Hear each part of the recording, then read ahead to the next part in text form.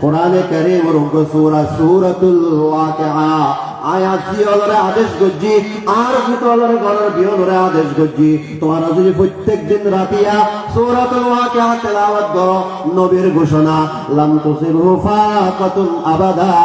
জিন্দেগীত কোনদিন খানায় কষ্ট না পাইবা রিজিকে কষ্ট না পাইবা পরে সুরে কষ্ট না পাইবা অভাবে কষ্ট না পাইবা নবীর ঘোষণা মতে আয়ার মেয়লরে সূরাতুল ওয়াকিআ শিখে এবং ইবে পরিবেলাই আদেশ দিকে ও ওসমান তুই আর মেয়ল অভাবত থাকিব খানা দিলে কষ্ট পাইব এই ডরানি ডরন বুঝছন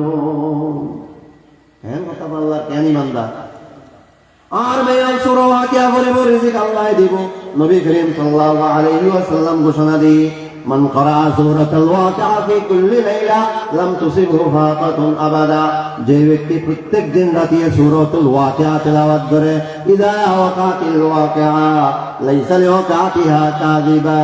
খাফিরাতুর রাফিআ মাত্র 3-4 মিনিট লাগিব মুরব্বিয়ল মা বোনল সূরাতুল ওয়াকিআ ইবে তেলাওয়াত করতে 5 মিনিট সময় লাগি তার সর্বোচ্চ লাগিল যে ব্যক্তি প্রত্যেকটা দিন রাতে সূরাতুল ওয়াকিআ তেলাওয়াত করিব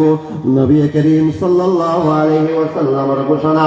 লাম তুসিবু ফাকাতুন আবাদা জিন্দেগি তুই মানুষ অভাবত হইতো না টিয়া পয়সার কষ্ট হইতো না বাতে চলে কষ্ট পাইতো না ঘরে জোরে কষ্ট পাইতো না ঘরে দুয়ারে কষ্ট পাইতো না কোনো রকমের রিজিকের টেনশন সে ভোগন করতো না আল্লাহ তাআলা তারে গায়বী ভাবে ইজ্জতের রিজিক দান করিব এ আমল নারা জড়িয়ে না।